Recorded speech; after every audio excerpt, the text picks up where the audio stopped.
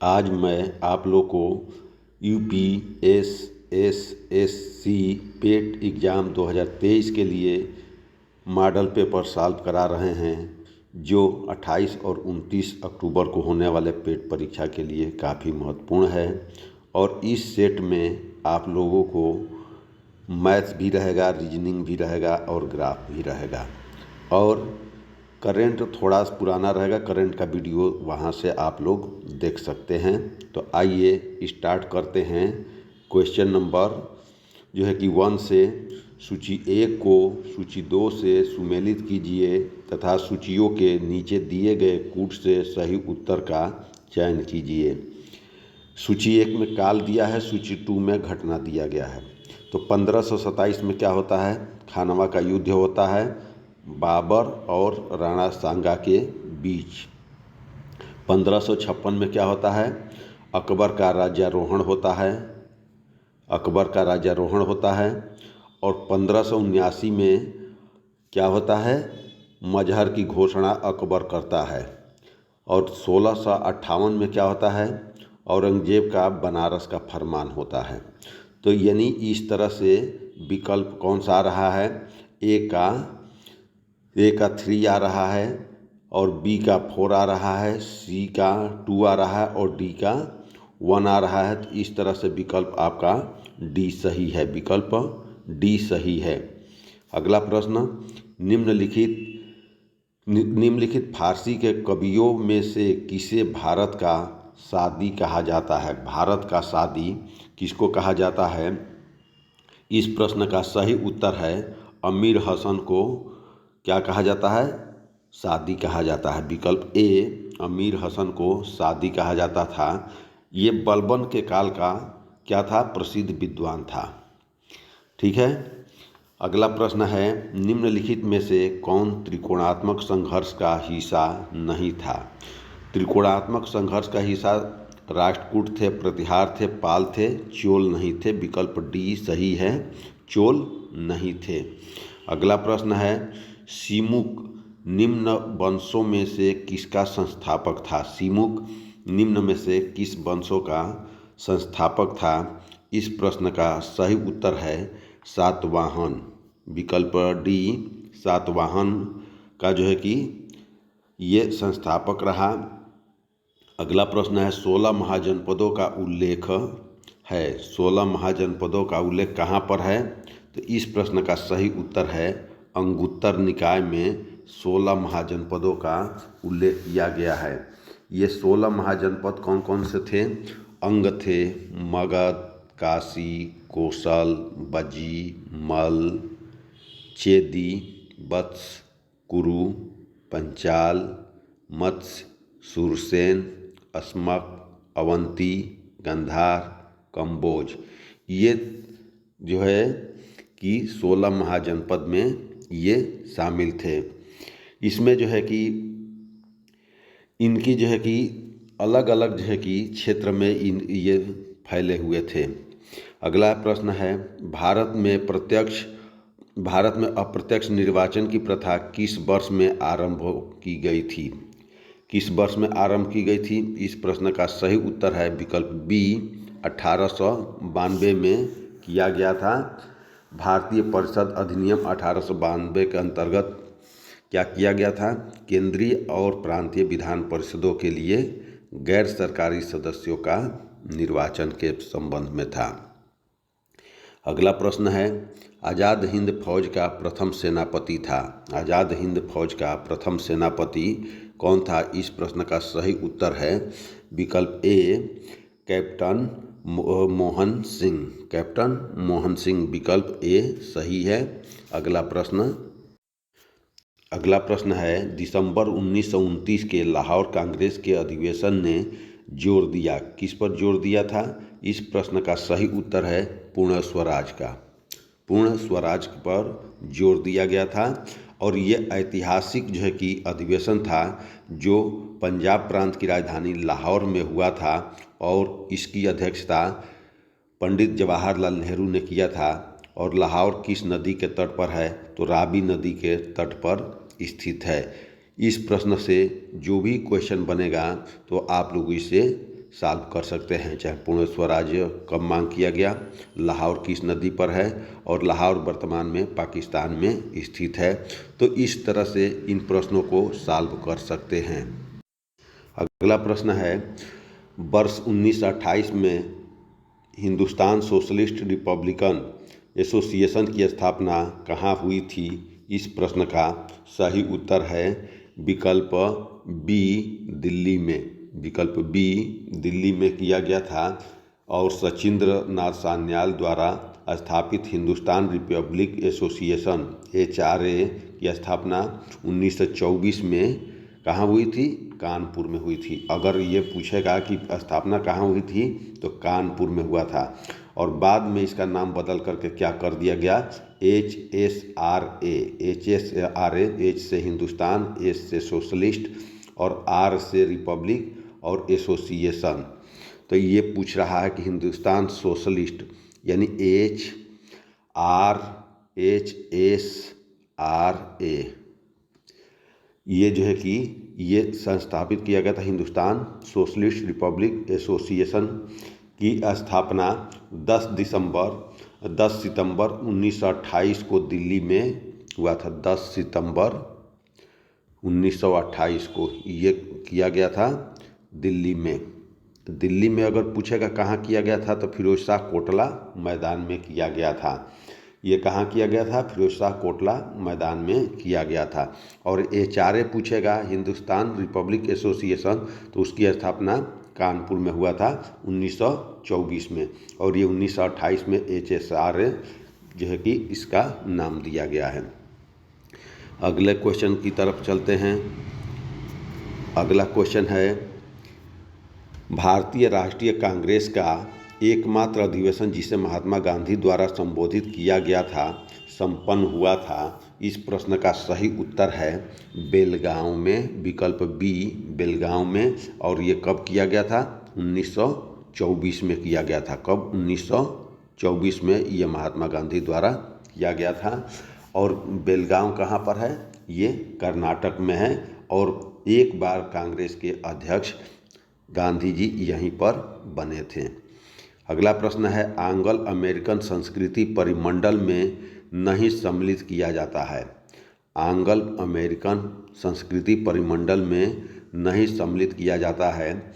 इसका दिया है 1 कनाडा, 2 संयुक्त राज्य अमेरिका, 3 मैक्सिको और 4 क्यूबा। नीचे दिए गए कूट से सही उत्तर को चुनाव करना है कि कौन कौन से जो है कि इसमें शामिल थे या नहीं थे। तो इस प्रश्न का सही उत्तर है विकल्प डी, 3 और 4। विकल्प डी, 3 और 4 जो है कि शामिल नहीं थे। तो इस प्रश्न में जो है कि एंग्लो अमेरिकन संस्कृति में केवल 2 देशों को शामिल किया जाता है जो इस प्रकार हैं, कनाडा एवं संयुक्त राज्य अमेरिका।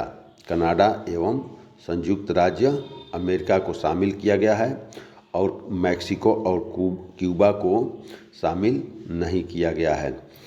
अगला प्रश्न देखते हैं, निम्न में से किसे आप सामान्य रूप से टॉर्नेडो से संबंध करेंगे? टॉर्नेडो से किसे संबंध करेंगे? इस प्रश्न का सही उत्तर है मैक्सिको की खाड़ी। विकल्प ए, मैक्सिको की खाड़ी को जो है कि इससे टॉर्नेडो से हम क्या करेंगे? संबद्ध करेंगे।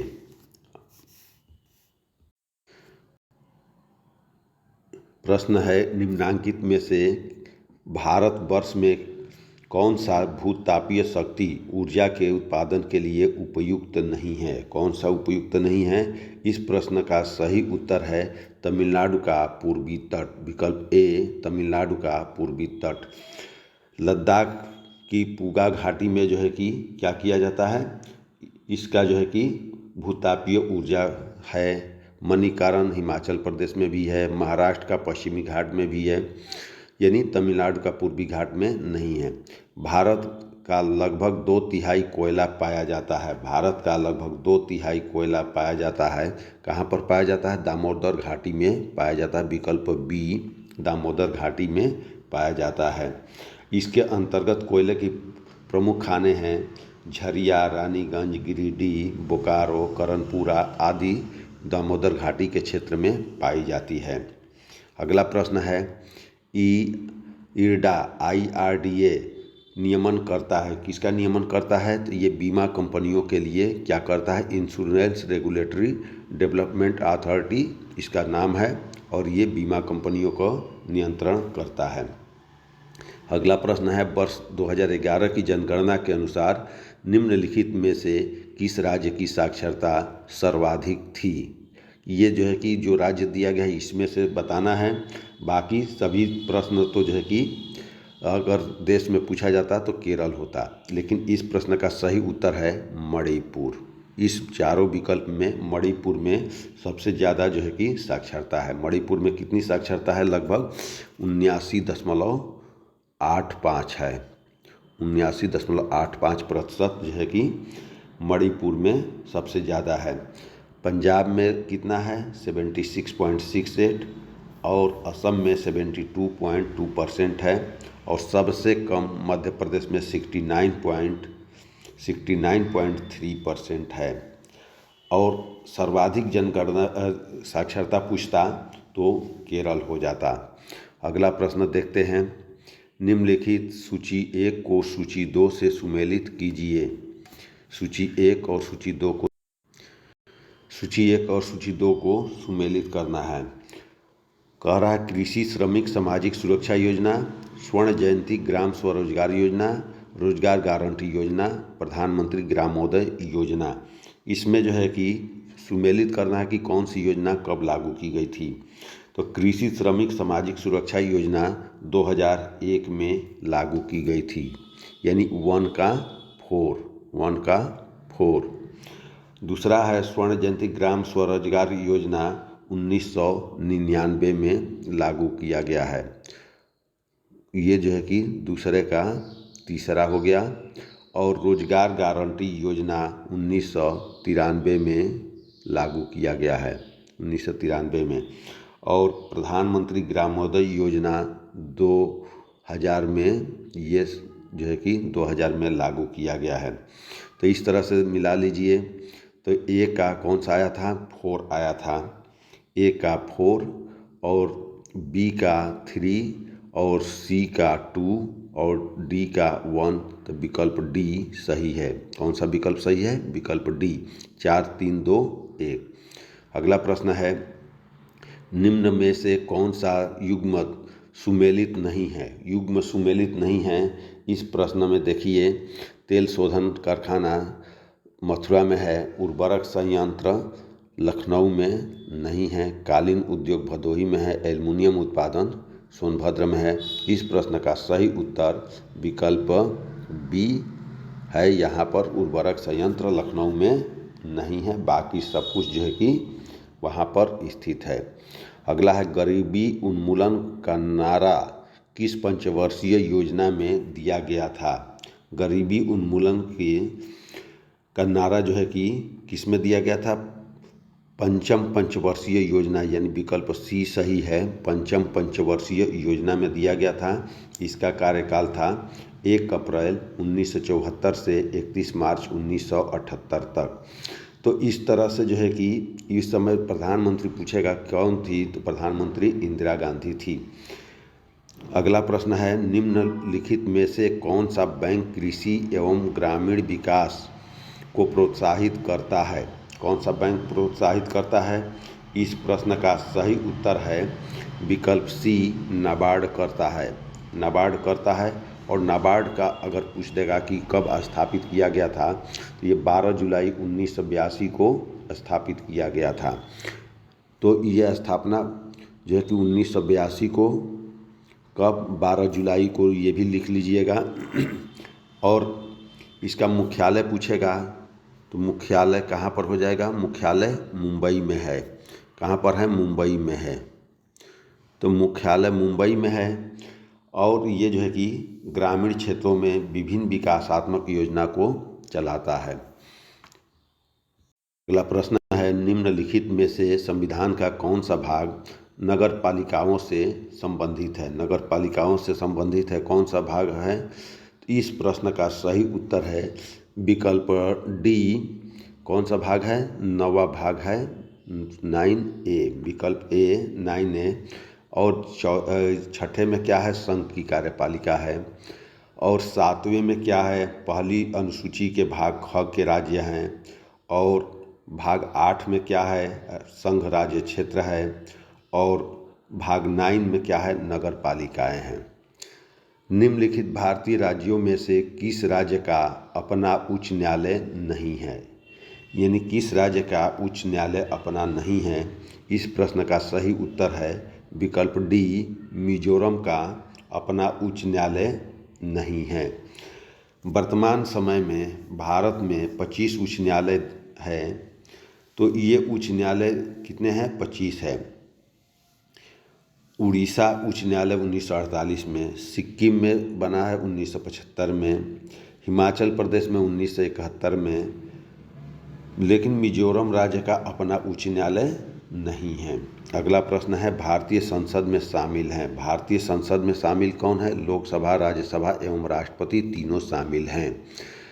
यानी संसद में तीनों, लोकसभा, राज्यसभा और राष्ट्रपति तीनों शामिल हैं। अगला प्रश्न है, निम्नलिखित में से किसकी संस्तुति पर भारतीय संविधान के मूल कर्तव्य शामिल किया गया है।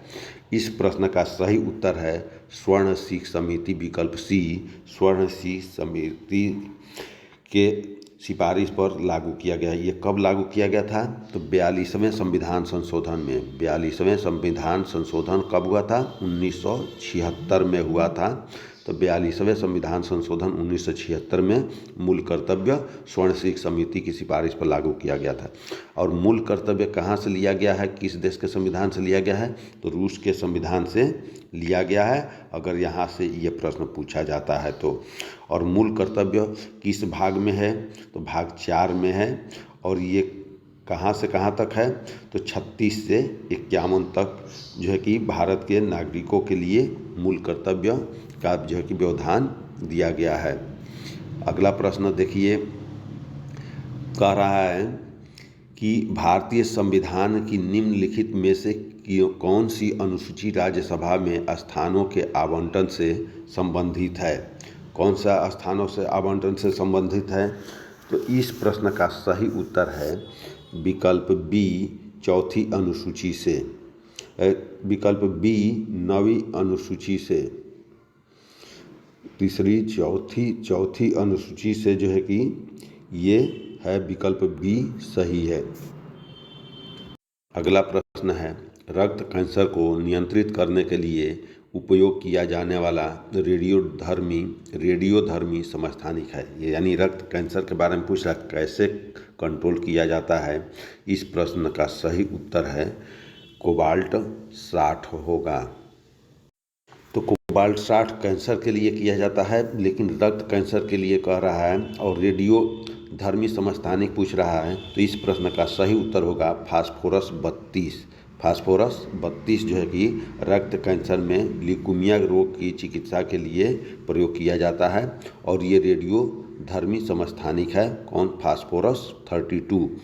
मानव शरीर में इंसुलिन उत्पादक अंग है। इंसुलिन कहाँ उत्पादन होता है, अग्नाशय में होता है। और इंसुलिन के कारण जो है कि कौन सी बीमारी होती है, तो डायबिटीज की बीमारी हो जाती है। डायबिटीज का जो है कि रोग में जो है कि इंसुलिन न बनने के कारण डायबिटीज के बीमारी हो जाती है। अगला प्रश्न है, हरित गृह प्रभाव क्या है। हरित गृह प्रभाव क्या है, इसका है वैश्विक ताप में वृद्धि। विकल्प ए, वैश्विक ताप में वृद्धि। विकल्प ए, वैश्विक ताप में वृद्धि होता है। अगला प्रश्न है, सिरके का रासायनिक नाम क्या है। सिरके का रासायनिक नाम है, इसका है एसिटिक एसिड। एसिटिक एसिड विकल्प ए सही है, विकल्प ए एसिटिक एसिड। अगला प्रश्न है, निम्नलिखित में से किसमें उच्चतम ऊर्जा होती है। उच्चतम ऊर्जा किसमें होती है, इस प्रश्न का सही उत्तर है नीला प्रकाश। विकल्प ए, नीला प्रकाश में उच्चतम ऊर्जा होती है। प्लांक के नियम के अनुसार क्या होता है, ई बराबर एच म्यू होता है। एच म्यू होता है। और एच म्यू को जो है कि क्या कर लेंगे, एच सी अपान लेमडा के कर सकते हैं। और V I B G Y O R के अनुसार अनुसार इन किरणों का तरंग दैर्ध्य निर्भर करता है। अगला प्रश्न देखिए। अगला प्रश्न जो है कि अब गणित का शुरू हो जाता है। तो गणित के लिए जो है कि हम लास्ट में आप लोग को करके दिखाएंगे। यहाँ पर भी आप लोग को बता रहे हैं, दो अंकों की संख्या तथा अंकों के स्थान आपस में बदलने पर बनी नई संख्या का अंतर 45 है, तो दोनों अंकों के बीच का अंतर ज्ञात कीजिए। तो क्या मान लेंगे, तो जो है कि दहाई का अंक x और इकाई का अंक y मान लेते हैं। तो दहाई का अंक हम 60 में कर रहे हैं, दहाई x और इकाई क्या हो जाएगा, y हो जाएगा। तो संख्या क्या हो जाएगी, 10x प्लस y हो जाएगी। अब कह रहा है कि संख्या को जो है कि जब आपस में बदल दिया जाता है तो क्या हो जाएगा, तो ये जो है कि 10y प्लस x हो जाएगा। और इसके जो है कि अंतर को दे दिया है तो क्या होता है, तो 10x प्लस y और माइनस कर देंगे 10y माइनस x बराबर 45 के दिया है। तो इसको सॉल्व कर लेंगे तो क्या आ जाएगा, 9x माइनस 9y बराबर 45 का हो जाएगा। अब जो है कि 9 से भाग देंगे तो x माइनस y बराबर 5 के आ जाएगा। और ये पूछ रहा है प्रश्न में जो है कि इसका उत्तर की क्या होगा, तो इस प्रश्न का सही उत्तर होगा कि दोनों के बीच का अंतर ज्ञात कीजिए। तो अंतर क्या आ गया, x माइनस वाई बराबर 5, x माइनस वाई बराबर 5। इसका उत्तर आप लोग यहाँ पर देख लिए। तो विकल्प बी सही है। कौन सा विकल्प सही है, विकल्प बी सही है। अगला प्रश्न है, विलयन में पानी की 320 ग्राम मात्रा में सामान्य नमक की मात्रा 33 ग्राम है। द्रव्यमान प्रतिशत द्वारा द्रव्यमान के संदर्भ में विलयन की सांद्रता की गणना कीजिए। तो विलयन की सांद्रता के लिए क्या कर देंगे, तो 33 ग्राम मिलाया गया है तो 33 हम ऊपर लिख लेंगे, गुणे 100 कर लेंगे। अब बट्टे में क्या कर लेंगे, 320 और 33 क्या कर लेंगे, 353 कर लेंगे। ये दोनों को जोड़ दिया गया है और जोड़ करके भाग करेंगे तो लगभग जो है कि 9.3 अगर हम काटते हैं तो ये 330 हो जाएगा। तो नहीं बार जाएगा तो जो है कि और उसका ये गुणा कर लेते हैं तो ये जो है कि 9.3 के लगभग आएगा। तो इस प्रश्न का सही उत्तर देखिए क्या दे रहा है। तो इस प्रश्न का विकल्प जो है कि बी 9.35%, कितना हो जाएगा, 9.35%। विकल्प जो है कि बी सही है, 9.35%। अगला प्रश्न है, निम्न में से कौन सा व्यंजक 3 का घात 38 और 3 का घात जो है कि 39 का वर्गमूल निरूपित करता है। यानी 3 का घात 38 और 3 का घात 39 का वर्गमूल निरूपित करता है। तो क्या कर लेंगे, करणी में हम जो है कि लिख लेंगे 3 का घात और 38 जो है कि कॉमन हो जाएगा और कोष्ठ में क्या हो जाएगा, 1 प्लस 3 हो जाएगा क्योंकि 1 का 39 घात है। तो इसको हम करेंगे तो क्या आ जाएगा, यानी करणी में 4 गुणे 3 का घात 38। अब ये 3 का घात 38 को हम क्या कर देंगे, इसको जो है कि 3 का घात 19 हो जाएगा और ये 4 का 2 हो जाएगा। तो 2 गुणे क्या हो जाएगा, 3 का घात 19, यानी 6 का घात जो है कि क्या हो जाएगा, ये आपका उत्तर हो जाएगा 6 का घात 19। इस प्रश्न का उत्तर देखिए क्या आएगा, 6 का घात 19, 2 गुणे 3 का घात 19। विकल्प सी सही है। अगला प्रश्न देखते हैं। प्रश्न दिया है 34 एक व्यक्ति का खर्च फरवरी तथा मार्च महीने प्रत्येक महीने में 10,000 रुपये बढ़ गया है। यदि जनवरी में उसका खर्च 10,000 रुपये था तो उसका जनवरी से मार्च तक का औसत खर्च कितना हो जाएगा। देखिए, जनवरी में 10,000, फरवरी में 20,000 और मार्च में 30,000। इन दोनों को जोड़ देंगे तो क्या आ जाएगा, 6,000 आ जाएगा। 60,000 आ जाएगा तो 60,000 बटे 3 कर देंगे तो क्या आ जाएगा, 20,000 आ जाएगा। इस प्रश्न का सही उत्तर विकल्प ए हो जाएगा। क्या, जो है कि 20,000 रुपया। दोनों को जोड़ लेंगे, 10,000, 20,000 और 30,000। इन तीनों को जोड़ करके क्या कर लेंगे, 3 से भाग दे देंगे तो औसत निकल जाएगा। अगला प्रश्न है, यदि x बराबर √x प्लस √x, रूट के अंदर ही सब रूट जा रहा है, प्लस प्लस कहाँ तक, ये अनंत तक जा रहा है। कहाँ तक जा रहा है, अनंत तक। दिया है यदि x बराबर √x प्लस अंडर रूट का अंडर रूट x प्लस जा रहा है प्लस 666 करके, तो इसको हम क्या कर लेंगे, तो हम इसको आंसर निकालेंगे तो x बराबर क्या मान लेंगे, √6 प्लस √6 प्लस √6 प्लस रूट सबको जो है कि ये मान लेंगे। और जो है कि तो दोनों ओर को वर्ग कर देंगे तो क्या हो जाएगा, ये x² हो जाएगा और ये 6 प्लस एक रूट निकल जाएगा बटे 6 प्लस √6। इस तरह से ये चलता जाएगा और ये कहाँ तक जाएगा, अनंत तक जाएगा। अब क्या करेंगे, जो है कि फिर इसको तो x माने ही हैं तो ये क्या हो जाएगा, x² प्लस 6 और प्लस ये x हो जाएगा। अब इसको जो है कि क्या कर लेंगे, जो है कि इन दोनों को जो है कि सॉल्व कर लेंगे तो बराबर जो है कि एक साइड करके बराबर ये 0 के कर लेंगे, क्योंकि ये इधर ले लिए तो ये क्या आ जाएगा, तो ये x² माइनस क्या हो जाएगा, x और -6 को इस तरह से हम ले लेंगे, इसके यह बराबर रहेगा।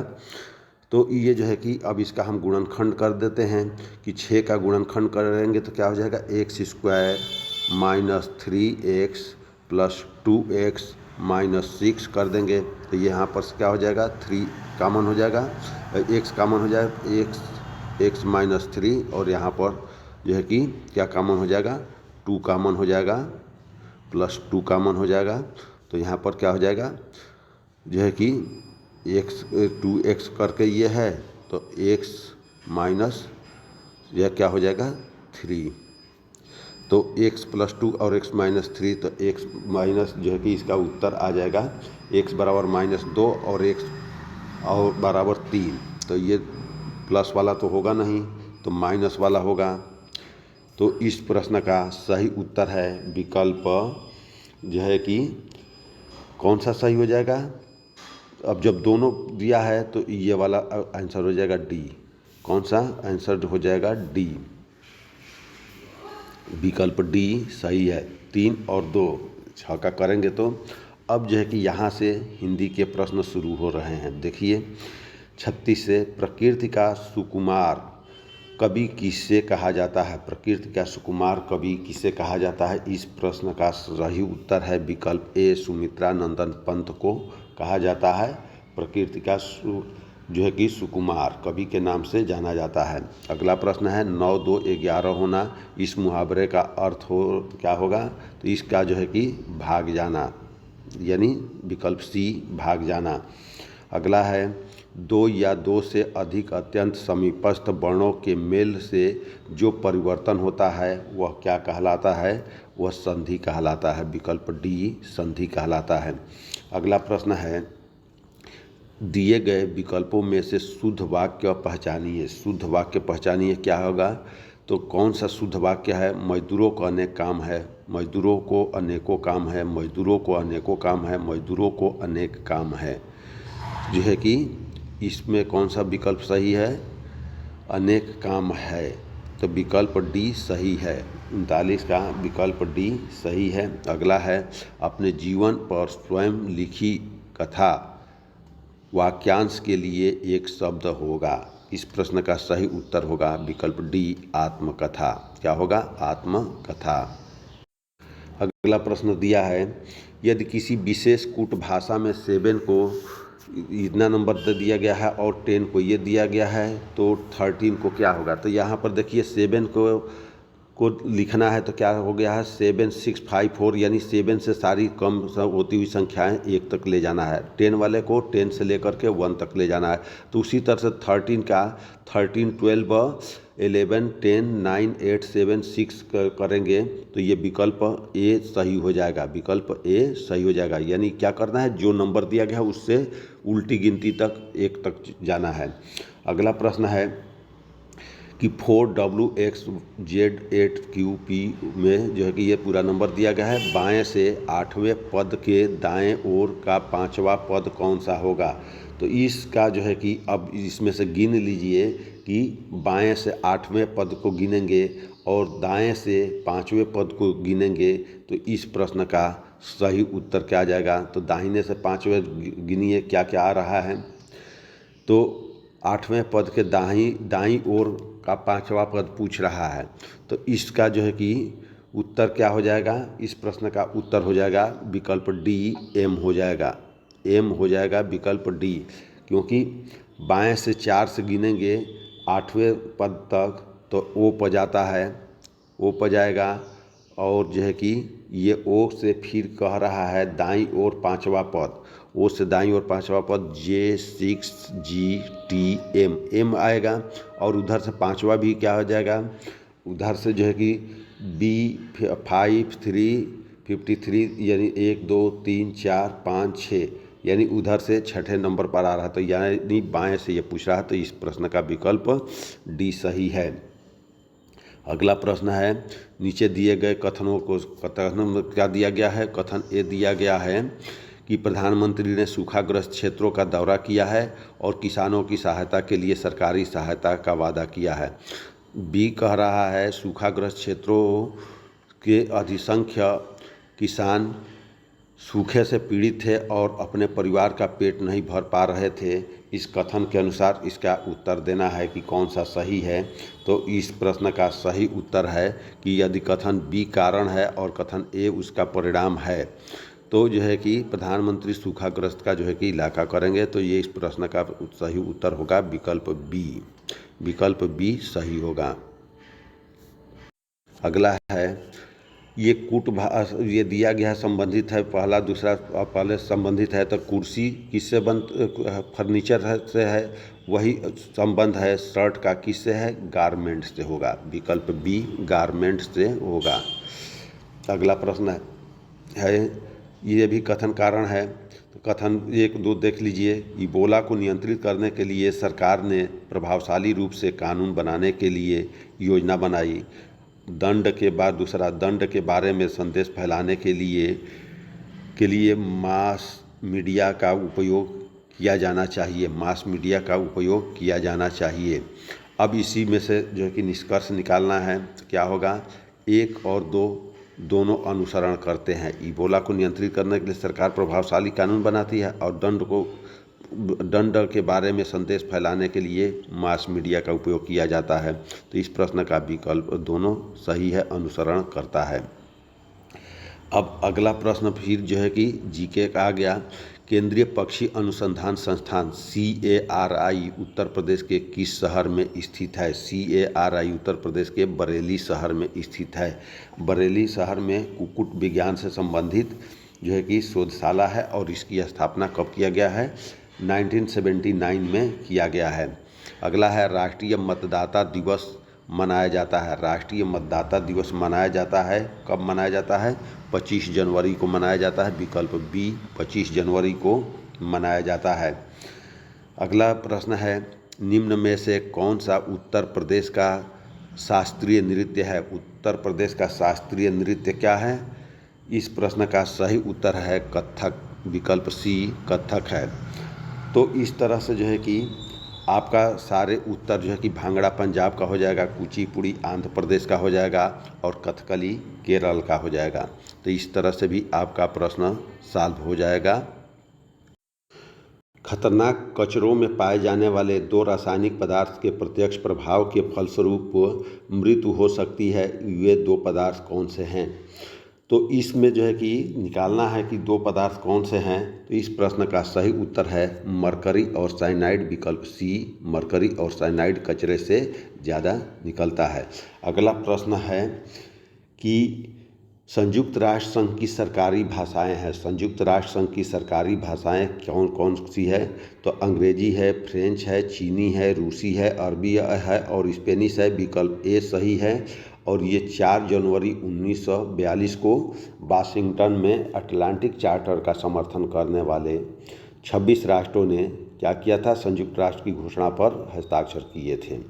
और संयुक्त राष्ट्र संघ की 6 आधिकारिक भाषाओं को मान्यता दी गई है और ये दिया गया है अंग्रेजी, फ्रेंच, चीनी, रूसी, अरबी और स्पेनिश को। ये 6 भाषाएं हैं। कितनी भाषाएं? अगर भाषा भी पूछ लेगा तो गिन करके बता दीजिएगा, 6 होती है। अगर भाषा केवल संख्या पूछेगा 2, 3, 4, 5, 6 तो 6 पर विकल्प लगाइएगा। अगला प्रश्न है सूर्य की किरणों कि पृथ्वी तक पहुंचने में लगभग कितना समय लगता है? तो लगभग 500 सेकंड लगता है, यानी 500 सेकंड। विकल्प डी सही है। सूर्य से पृथ्वी तक आने वाली प्रकाश की किरणों को 500 सेकंड लगता है, यानी अगर मिनट में करेंगे तो 8 मिनट 20 सेकंड का समय लगता है। और चंद्रमा से पृथ्वी तक पूछेगा तो इसका वो जो है कि 1.33 सेकंड लगता है। अगला प्रश्न है किसी विधानसभा में भारत के संविधान के अनुसार कम से कम और अधिक से अधिक कितने सदस्य हो सकते हैं? इस प्रश्न का सही उत्तर है न्यूनतम सदस्य जो है कि 60 होंगे और अधिकतम सदस्यों की संख्या 500 होगी। इस प्रश्न का सही उत्तर है विकल्प डी 60 एवं 500। ये कितने होने चाहिए? 60 एवं 500। ये अनुच्छेद 170 के तहत ये व्यवस्था किया गया है। अगला प्रश्न है नई दिल्ली का मुख्य वास्तुकार एवं डिजाइनर कौन था? नई दिल्ली का यानी जो दिल्ली भारत की राजधानी है उसके वास्तुकार एवं डिजाइनर कौन था? इस प्रश्न का सही उत्तर है विकल्प ए एड्विन लुटियंस। Edwin Lutyens. यह जो है कि पहले भारत की राजधानी कहाँ थी? कलकत्ता थी। 1911 में जो है कि राजधानी को स्थानांतरित करने का आदेश हुआ और राजधानी 1912 में कहाँ पर आ गई? दिल्ली में आ गई। और इसको जो है कि एडविन लुटियंस तथा सर हर्बर्ट बेकनर को जो है कि ये कार्य सौंपा गया था। इनके अतिरिक्त एक दूसरा व्यक्ति कौन था? Herbert baker. अगला प्रश्न है किस राज्य केंद्र शासित प्रदेश ने भारत के पहले ई वेस्ट पार्क को मंजूरी दी है? ई वेस्ट पार्क को मंजूरी दी है। इस प्रश्न का सही उत्तर है विकल्प डी दिल्ली। विकल्प डी दिल्ली को किया गया है। ई वेस्ट पार्क की मंजूरी दिल्ली सरकार द्वारा दिया गया है। अगला प्रश्न है 3 साल की अवधि के लिए सेबी के नए अध्यक्ष के रूप में किसे नियुक्त किया गया है? सेबी का नया अध्यक्ष किससे नियुक्त किया गया है? इस प्रश्न का सही उत्तर है विकल्प बी माधवी पुरी बून। माधवी पुरी बून को जो है कि बुझ को शेयर बाजार नियामक सेबी का जो है कि नया अध्यक्ष चुना गया है जो 3 वर्ष के लिए है। ये पहली महिला अध्यक्ष है। यह पूछेगा कि ये कौन है तो पहली महिला अध्यक्ष हैं। और सेबी का मुख्यालय कहाँ पर है? तो मुंबई में है। सेबी का मुख्यालय कहाँ है? मुंबई में स्थित है। अगला प्रश्न है भारत ने यूक्रेन से अपने नागरिकों को वापस लाने के लिए कौन सा अभियान शुरू किया है? इस प्रश्न का सही उत्तर है विकल्प सी ऑपरेशन गंगा। विकल्प सी ऑपरेशन गंगा। ये फरवरी 2022 को भारत सरकार ने यूक्रेन में मेडिकल की पढ़ाई कर रहे छात्रों को वापस लाने के लिए ये अभियान शुरू किया था। अगला प्रश्न है निम्नलिखित में से कौन सा हवाई अड्डा पूरी तरह से सौर ऊर्जा से संचालित दुनिया का पहला हवाई अड्डा बन गया है? इस प्रश्न का सही उत्तर है विकल्प बी, कोचीन अंतर्राष्ट्रीय हवाई अड्डा। कोचीन अंतर्राष्ट्रीय हवाई अड्डा ये कहाँ पर है? ये केरल में है। ये दुनिया का पहला जो है कि सौर ऊर्जा से संचालित होने वाला पहला एयरपोर्ट है। अगला है, निम्नलिखित में से किसे राष्ट्रीय मूल्यांकन और प्रत्यायन परिषद NAAC की कार्यकारी समिति के अध्यक्ष के रूप में नियुक्त किया गया है? इस प्रश्न का सही उत्तर है विकल्प डी, भूषण पटवर्धन। भूषण पटवर्धन को नियुक्त किया गया है। ये प्रोफेसर जगदीश कुमार UGC के अध्यक्ष के रूप में नियुक्त होने के बाद यह पद खाली हुआ था, तो इनको जो है कि नियुक्त किया गया है।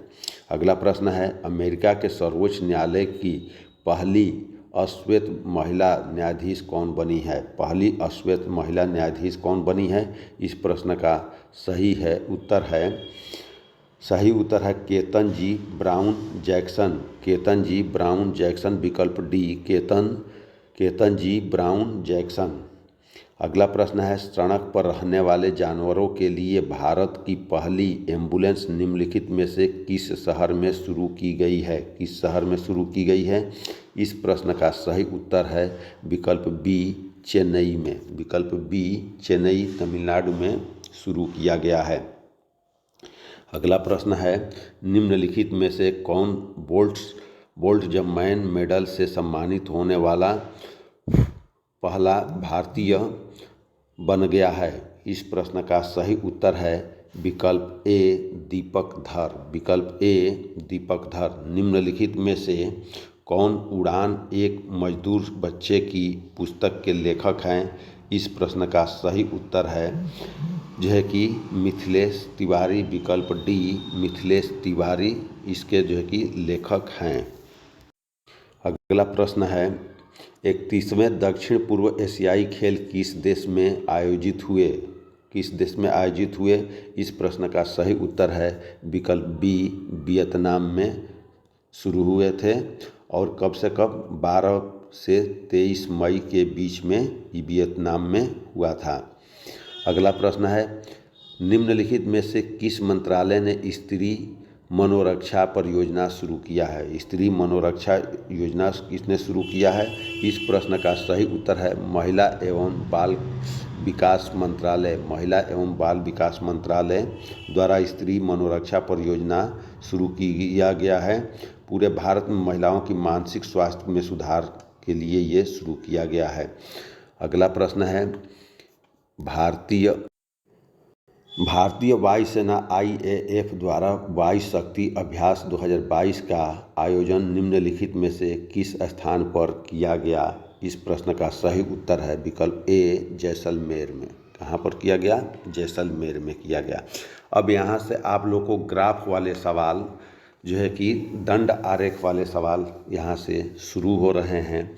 तो ये सवाल नंबर 81 से शुरू होगा और ये जो है कि 100 तक जाएगा। तो इस तरह से जो है कि आपका जो है कि बीच के सारे जो है कि सवाल आपके क्वेश्चन किस में आएंगे, यानी ग्राफ के रूप में आएंगे, इंग्लिश के रूप में आएंगे। जो आप लोग को ग्राफ के क्वेश्चन काफ़ी ये जो है कि पैराग्राफ के क्वेश्चन काफ़ी आसान होते हैं, आप लोग आसानी से कर लेंगे। तो ये देखिए कह रहा है कि ग्राफ को आप लोग देखिए, ये दिया गया है, क्लास दिया गया है और इस साइड में जो है कि संख्या जो है 0, 10, 20, 30, 40, 50 तक का दिया गया है और क्लास दिया गया है। और इसमें दिया गया है जो है कि class first class, second class और फेल्ड, ये तीनों तरह के जो है कि दंड दिए गए हैं और इसमें से छांटना है। कह रहा है किस कक्षा में उत्तीर्ण हुए छात्रों की संख्या सबसे अधिक है? किस कक्षा में? तो इसमें देखिए किस कक्षा में सबसे अधिक है, तो 45 किस में जा रहे हैं? कल क्लास 4 में जा रहे हैं। तो इस प्रश्न का सही उत्तर विकल्प डी, क्लास 4 में होगा। अगला है 82 किस कक्षा में उत्तीर्ण हुए छात्रों की संख्या सबसे कम है? तो इसमें देखिए सबसे उत्तीर्ण कम छात्र किस में है? 3 डंडी लगे हुए हैं, फर्स्ट, सेकंड और फेल। तो इसमें देखिए तो सबसे कम जो है कि किस क्लास में आ रहा है? यानी 82 का 6 क्लास में जो है कि क्या हो रहे हैं, सबसे कम जो है कि छात्र उत्तीर्ण हुए हैं। तो इस प्रश्न का सही उत्तर है विकल्प सी, क्लास 6। इसमें देखिए कक्षा 4 में उत्तीर्ण छात्रों की संख्या कितनी हो जाएगी, 45 + 12 यानी फर्स्ट और सेकंड मिला करके 57 हो गए। और क्लास 5 में कितने हो जाएंगे, 38 और 15 53 हो जाएंगे। और क्लास 6 में कितने हो जाएंगे, 42 10 52 हो जाएंगे, जो सबसे कम है। इसमें जो है कि कितने हो जा रहे हैं, 45 12 57, और इसमें 38 15 53, और इसमें 42 10 52, और इसमें जो है कि 30 और 25 55 हो जा रहे हैं। क्लास 7 में तो क्लास 6 में सबसे कम छात्र उत्तीर्ण हो रहे हैं।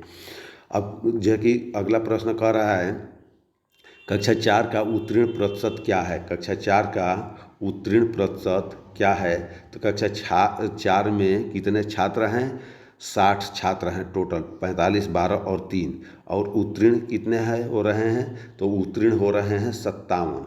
तो 57 तो क्या कर देंगे, 57 गुणे 100/60 कर देंगे। तो इससे काट कूट कर करेंगे तो ये एक 0 से 0 कट गया, और ये जो है कि 2 से ये 5 कट गया, और ये 3 हो गया, और ये 3 का ये 19 हो गया, और 19 बचे 95। इसका उत्तर क्या आ जाएगा, 95% आ जाएगा। 83 का विकल्प ए 95%। अगला प्रश्न कर रहा है कक्षा 6 का छात्र, कक्षा 6 का छात्र का जो है कि निकालना है कि कक्षा 6 का उत्तीर्ण प्रतिशत क्या है। कक्षा 6 का उत्तीर्ण प्रतिशत आपको निकालना है। तो कक्षा 6 में देखिए कितने कितने पास हो रहे हैं, तो 42 10 52 और 8 फेल हो रहे हैं। तो कक्षा 6 में पास होने वाले छात्रों की संख्या कितनी हो गई है, 52। तो 52 हो गया है। और कितने जो है कि परसेंटेज निकालना है, 100 हो गया। और टोटल छात्रों की संख्या कितनी है, तो 60 हो जा रहा है। तो एक 0 से एक 0 कट गया, फिर ये जो है कि 5 हो गया, और ये 3 हो गया। और इसको जो है कि 52 में जो है कि क्या करेंगे, 3 से भाग देंगे तो कितना हो जाएगा, 17 × 51 17 दशमलव कुछ होगा। तो 17 × 5 85, यानी 86% के आसपास इसका उत्तर आना चाहिए। तो इस प्रश्न का जो है कि क्या उत्तर आएगा, 86.66% आ जाएगा। इस प्रश्न का सही उत्तर 86.66, विकल्प डी सही है। और इस ग्राफ का आखिरी सवाल, सभी कक्षा में प्रथम श्रेणी में उत्तीर्ण छात्रों का औसत क्या है। तो प्रथम श्रेणी में उत्तीर्ण होने वाले छात्रों का औसत क्या है, तो जोड़ लीजिए 45 38 42 और 30। इन सब को जोड़ेंगे तो क्या हो जाएगा, तो 45 + 38 + 42 + 30, ये सब जोड़ करके 155/4 कर देंगे तो बराबर 38.75। तो 38.75 देखिए उसमें आपका उत्तर आया है। तो 38.75 मार दीजिए, विकल्प डी सही है। इसका भी उत्तर विकल्प डी सही है। अगला प्रश्न ये दिया गया है, विक्रेता बेचे गए कुल लैपटॉप और बेचे गए HP और डेल का अनुपात। तो ये कह रहा है कि ए द्वारा बेचे गए HP लैपटॉप बी द्वारा बेचे गए HP लैपटॉप का कितने प्रतिशत है। तो ए द्वारा कितना बेचा गया है, तो ए द्वारा जो है कि कुल कितना बेचा गया, 2376 बेचा गया है। और इसका अनुपात क्या है, 6:5 का है। तो 6:6 HP का बेच रहा है और 5 डेल का बेच रहा है। तो हमें किसका निकालना है, द्वारा HP का निकालना है। तो HP का जो है कि क्या करेंगे, तो HP का 6 है और बटे 11 कर लेंगे। तो ये लगभग आ जाएगा कट कुट करके 11 दूना 22 और 11 जो है कि और 6 से गुणा कर देंगे तो कुल मिला करके ये आ जाएगा 1296 के बराबर ये आ जाएगा।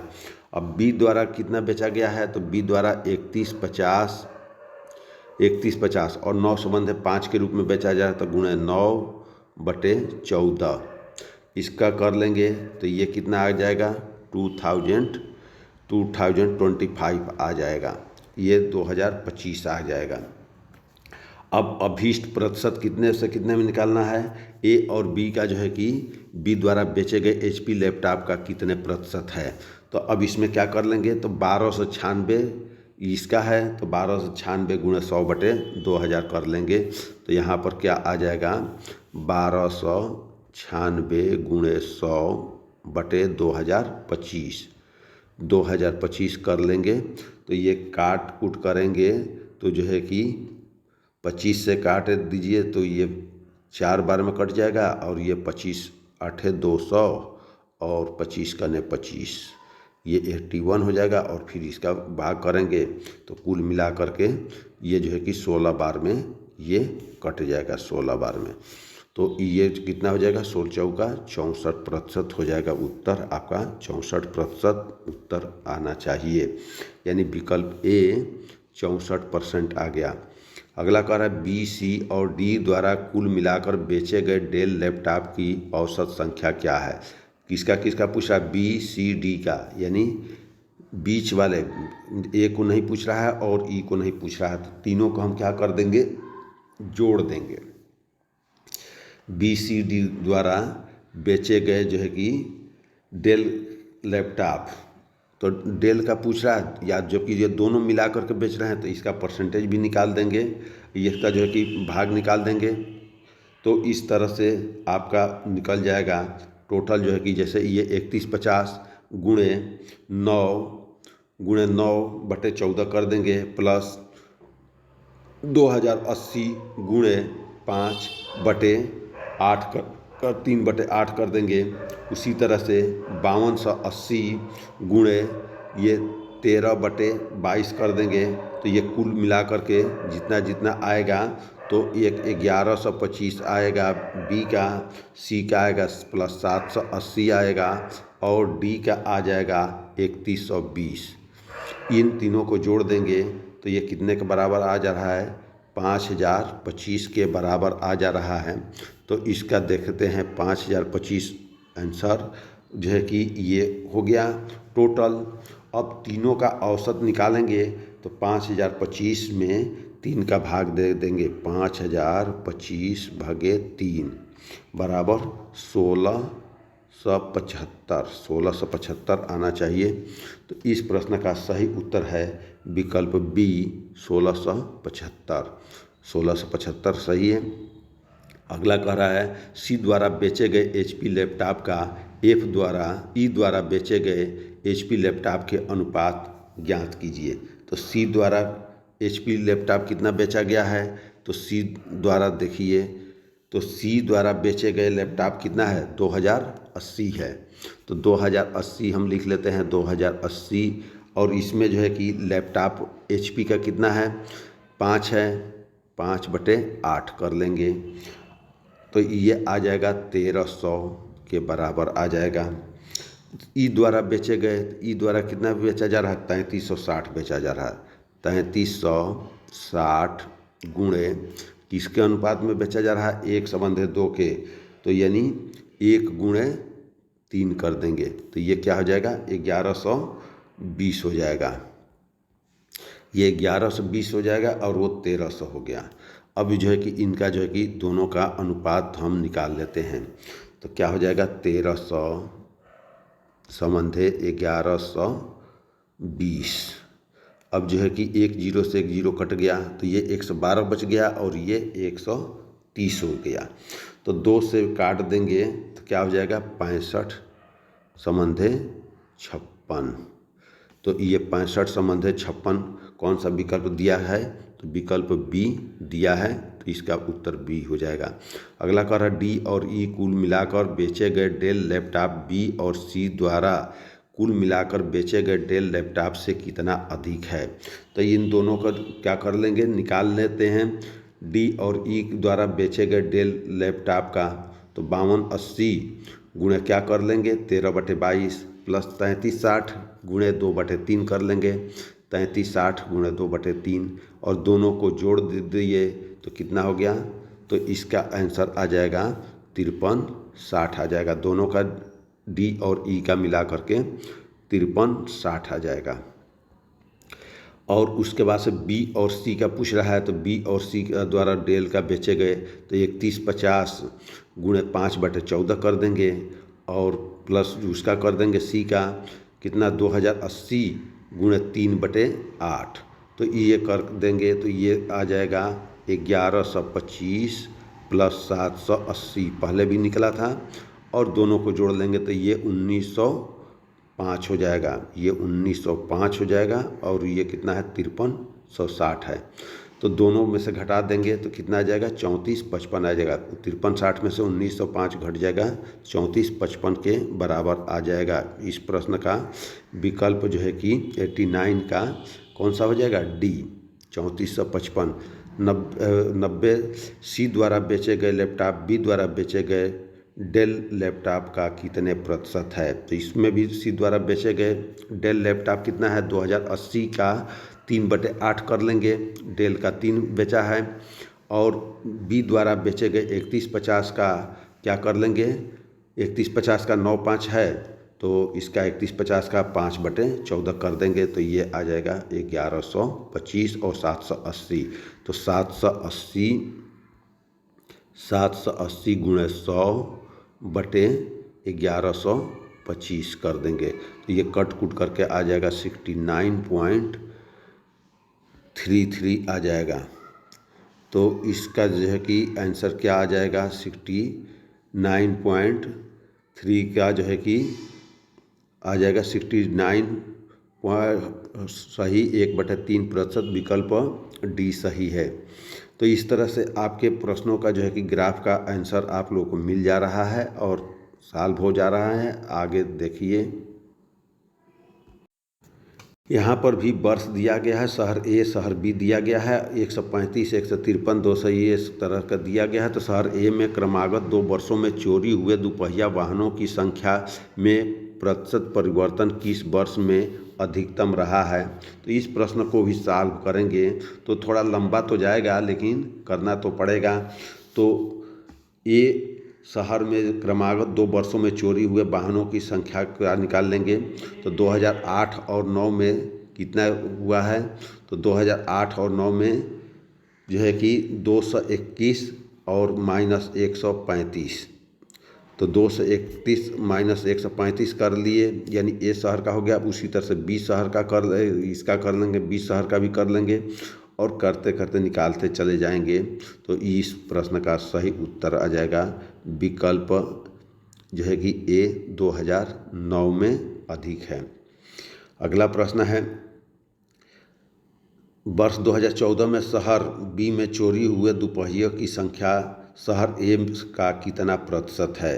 तो इसमें जो है कि 2014 में ए में चोरी कितने हुए हैं, 2014 में 175 हुए हैं, और शहर बी में कितने हुए, 210 हुए हैं। अब जो है कि 175 और 210 का कितना निकाल लेंगे, तो 175 गुणे जो है कि x% बटे तो क्या हो जाएगा, तो 210 गुणे 100/175 ये कर लेंगे, तो ये काट देंगे, तो ये जो है कि 4 बार में और ये 7 बार में कट जाएगा, और 17 का 21 30 बार में ये कट गया, यानी 120% के बराबर इसका आंसर आएगा। कितना आएगा, 120%, 92 का ए 120%। अगला प्रश्न है, दी गई अवधि में शहर ए में चोरी हुए दुपहिया वाहनों की औसत संख्या क्या है। यानी ए में चोरी हुए और औसत में क्या अंतर है। तो पहले ए का निकाल लेते हैं कि ए का कितना हो रहा है, तो ए में कितना चोरी हो रहा है, तो कितने वर्षों में, 8 वर्षों में। सबका जोड़ लेंगे और जोड़ करके 8 से भाग कर देंगे, तो ये कितना आ जाएगा, ये टोटल 1504 आ जाएगा। 1504/8 बराबर कितना आ जाएगा, 188 के बराबर आ जाएगा। ये इसको जोड़ेंगे तो अब कह रहा है कि औसत सबका कितना निकल जाएगा, तो सबका औसत निकाल करके तो 188। अब विकल्प सी जो है कि इस प्रश्न का सही उत्तर है विकल्प सी। अगला है प्रश्न है, किस वर्ष में चोरी हुए दुपहिया वाहनों की कुल संख्या सबसे अधिक है। इस प्रश्न का सही उत्तर देखेंगे कि किस वर्ष में सबसे अधिक चोरी है। तो इनको जो है कि देखिए, जो कहाँ पर सबसे ज़्यादा है, तो 13 में हुए पहिए का वाहन सबसे अधिक है और 13 में कितना है 222 है ए का और 204 उसका है, तो कुल मिलाकर के कितने हो गए 426, यानी 426 किस वर्ष हो रहा है 2013 में हो रहा है। विकल्प सी सही है। अगला प्रश्न है किस वर्ष में चोरी हुए दोपहिया वाहनों की कुल संख्या सबसे कम है। सबसे कम देखिए दोनों को जोड़ देंगे तो किस वर्ष सबसे कम हो रहा है, तो 135 से कम किसी में नहीं है और 153 से कम उधर भी किसी में नहीं है, तो 2008 में होगा। विकल्प सी 2008 में होगा। हम तो देखिए 96 में जो है कि कौन सा वर्ष आ जा रहा है, सबका जो है कि हम कैलकुलेट कर लेते हैं, तो ये जो है कि 2013 में सबसे अधिक वाहन की जो है कि क्या हो रही है, सबसे अधिक संख्या में जो है कि चौपहिया वाहन कुल संख्या में सबसे अधिक है 2013 में। अगला प्रश्न है शहर ए और क्रमागत 2 शहरों के बीच चोरी हुए वाहनों की प्रतिशत में परिवर्तन वर्ष में अधिकतम है। तो इस प्रश्न का 2009 में देखिए सबसे ज़्यादा वाहन का जो है कि परिवर्तन सबसे ज़्यादा है, क्योंकि यहाँ पर 270 माइनस 442 बटे 270 बराबर 63% और 374 माइनस 430 गुणे 100 बराबर 13%, और इसी तरह से करते जाएंगे तो सबसे ज़्यादा 63% 2009 में। विकल्प ए सही है। अगला कह रहा है कि वर्ष 2014 में बी में चोरी हुए चौपहिया वाहनों की संख्या शहर ए में कितना हुआ, तो शहर ए और बी में निकाल लेते हैं कितना कितना है, तो शहर ए में 350, शहर ए में 350 और शहर बी में 420, शहर बी में 420, तो क्या कर देंगे 420 गुणे 100 बटे 350 कर देंगे, बटे 350 कर देंगे, तो ये आ जाएगा आपका 120%। कितना आ जाएगा 120% आ जाएगा 98 का। विकल्प बी सही हो जाएगा। उसी तरह से दिया गया दी गई अवधि में शहर ए में चोरी हुए चौपहिया वाहनों की औसत संख्या क्या है, तो सबका जोड़ लेंगे जो है कि 8 वर्ष का, यानी 2000 कब से है 2008 से लेकर के 2015 तक का सबका जोड़ लेंगे और उसमें 8 से भाग दे देंगे, तो आपका आंसर आ जाएगा लगभग 376। लास्ट में कह रहा है 2011 से के शहर ए और शहर बी में चोरी हुए वाहनों के बीच का अंतर कितना हो जाएगा। तो शहर ए में 2011 में कितना का चोरी हो रहा है, ये हो रहा है 432 का, 432 माइनस और बी में कितना हो रहा है 374, दोनों को घटा देंगे तो क्या हो जाएगा ये 58 आ जाएगा। तो इसका उत्तर आपका जो है 58 विकल्प सी सही है। तो इस तरह से जो है कि आप लोग को मैथ रीजनिंग ग्राफ के क्वेश्चन के कारण समय अधिक लगा है और सभी क्वेश्चन आसान है। आप लोग जो है केवल आप लोग प्रैक्टिस कीजिए। अगला वीडियो भी मॉडल पेपर पर ही आएगा। अगर वीडियो अच्छा लगे तो शेयर कीजिए, कमेंट कीजिए, सब्सक्राइब कीजिए। धन्यवाद। आपके उज्जवल भविष्य के लिए शुभकामना।